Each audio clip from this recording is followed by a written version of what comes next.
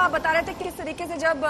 France की रक्षा मंत्री वहां पर पहुंचेंगी, बायलैटरल टॉक्स होंगी, और पहले भी हमने देखा है कि कैसे लगातार फ्रांस के सहयोग से भारत ने अपनी सामरिक और सैन्य शक्ति को बढ़ाया है। आगे भी किस तरीके से ये सहयोग जारी रहने वाला है? आज फ्रांस की रक्षा मंत्री खुद पहुंची है, यही इस बात का संकेत है कि फ्रांस हमेशा आगे आने वाले वक्त में भी इसी तरीके से भारत का साथ देगा। बिल्कुल सही कहा आपने नेहा। अगर आप 1947 से देखें तो जो हमारे लड़ाकू विमान तूफानी जो हम लोगों ने इस्तेमाल किए, उसके बाद अगर आप बढ़े तो जो इमरजेंसी परचेजेस की बात होती है तो मिराज 2000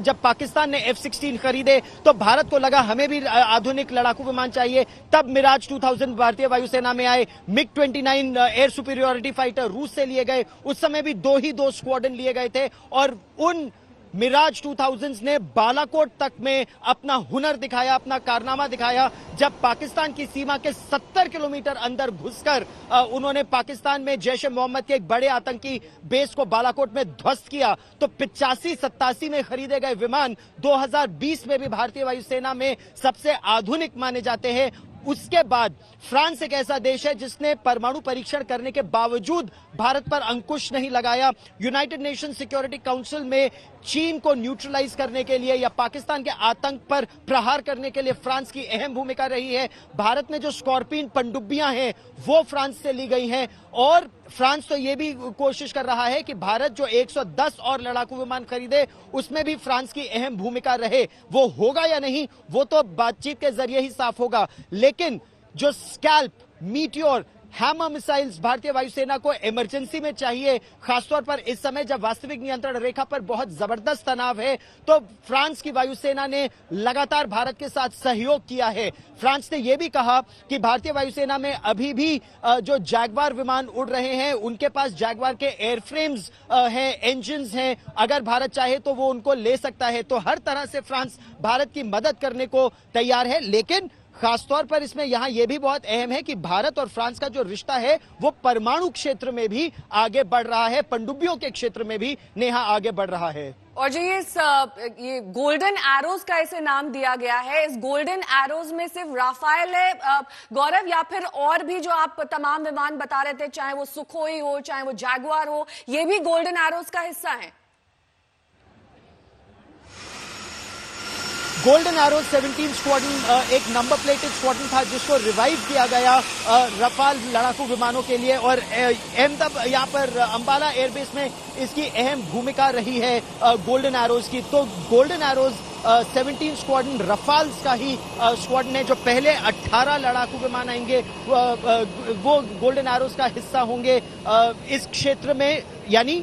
अंबाला बेस पर। जो दूसरा स्क्वाड्रन आएगा वो हाशीमारा में होगा, पश्चिम बंगाल में जो वास्तविक नियंत्रण रेखा उत्तर पूर्व में अरुणाचल प्रदेश और सिक्किम में है वहां उसकी अहम भूमिका रहेगी नेहा। तो 2 स्क्वाड्रन रफाल के, और फ्रांस और भारत के करार के तहत 80 से 85% ये फ्लीट हमेशा एयर वर्दी होनी चाहिए, ये भी करार का हिस्सा है। जो ये कहा जा रहा है कि भारत ने ज्यादा पैसा दिया इन लड़ाकू विमानों के लिए क्योंकि उसमें हथियार प्रणालियां, इंडिया सेंट्रिक एनहांसमेंट और मेंटेनेंस का पैकेज भी शामिल है, ऐसा वायुसेना के अधिकारी हमको यहां बता रहे हैं नेहा। हमारे साथ मंजीत नेगी भी लगातार बने हुए, लेकिन इस बीच तस्वीरें आपको दिखा देते हैं। फ्रांस की रक्षा मंत्री पहुंचने वाली हैं अब से कुछ ही देर में। 10 बजे ये ऑफिशियल कार्यक्रम शुरू होगा। मंजीत हमारे संवाददाता लगातार जुड़े हैं। मंजीत, ये फ्लोरेंस पार्ली की तीसरी विजिट है और ऐसे में आज जो कार्यक्रम उनके लिए आयोजित किया गया है अंबाला एयरबेस पर, जाहिर तौर पर कई सारी बारीकियों का भी ध्यान रखा जाएगा क्योंकि फ्रांस के रिश्ते हमेशा से ही सामरिक लिहाज से, रक्षा के लिहाज से अच्छे रहे हैं और आज का कार्यक्रम भी उनके लिए यादगार रहे, इसके लिए तमाम कोशिशें की जाएंगी।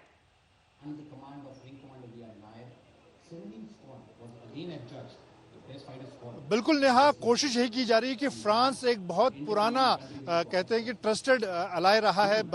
पड़ोसी ऐसा देश रहा है जिसने हर मौके पर भारत की मदद की है। और अगर हम आज के कार्यक्रम को भी देखें तो यहाँ पर 2 ऐसे लड़ाकू विमान हैं, चाहे जैगुआर की बात करें या फिर हम अगर राफेल की बात करें, दोनों विमान यहाँ पर जो कि फ्रांस से लिए गए हैं वो अपनी ताकत दिखाएंगे। और अगर फ्रांस के रक्षा मंत्री के कार्यक्रम को देखें तो उनका हालांकि सुबह से लेकर दिन तक का कार्यक्रम है, देर शाम को वापस फ्रांस जाएंगी, लेकिन आज उनको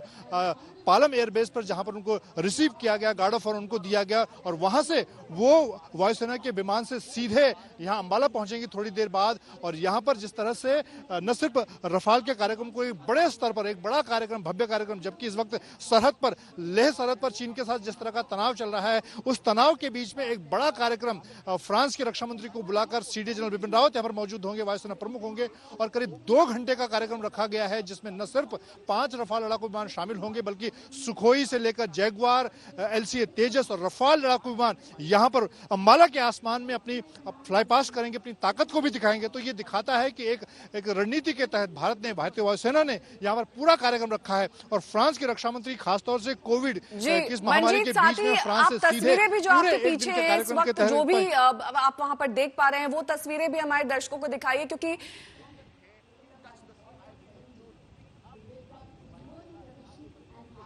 देखिए इस वक्त ये यहाँ पर जो रफाल लड़ाकू विमान है, जो आधिकारिक तौर पर आज 5 रफाल लड़ाकू विमान शामिल होंगे, जिसमें नेहा खासतौर से जो 3 रफाल लड़ाकू विमान हैं वो सिंगल सीटर लड़ाकू विमान है। और यहाँ पर जो हम रफाल लड़ाकू विमान दिखा रहे हैं आपको, इस पर BS-001 लिखा हुआ है। ये जो पिछले वायुसेना प्रमुख थे BS धनोवा, उनके समय ये सौदा हुआ, उनकी काफी बड़ी भूमिका रही। उनके नाम पर इसकी टेल यानी कि जो पिछला हिस्सा है विमान का, वहां पर BS-001 लिखा गया है। एक सम्मान के तौर पर पुराने जो वायुसेना प्रमुख है उनका नाम यहाँ पर अंकित किया गया है BS धनोवा के नाम पर। इसी तरह से कुछ विमानों पर जो वर्तमान में वायुसेना प्रमुख हैं air chief marshal RKS Bhadauria, उनके नाम पर RKS भी रखा गया है। तो एक पहली जो स्क्वाड्रन इस वक्त अंबाला में तैनात होगी, उसके कुछ विमानों पर इस तरह से नाम अंकित किए गए हैं। और आने वाले दिनों में जैसे कि हमें जानकारी मिल पा रही है नेहा, कि बहुत जल्द इस वक्त जो हालात हैं सरहद पर चीन के खिलाफ, उनको देखते हुए भारतीय वायुसेना यहाँ पर जो फ्रांस की रक्षा मंत्री हैं उनसे लगातार रक्षा मंत्री राजनाथ सिंह और वायुसेना के लोग ये भी अनुरोध कर रहे हैं कि चीन के साथ जो विवाद चल रहा है उसको देखते हुए बाकी जो लड़ाकू विमान है, इस वक्त अगर हम बात करें तो अक्टूबर इस साल के अंत होते होते बाकी विमानों को भी जल्द ही उनकी यहाँ पर डिलीवरी हो, जिससे कि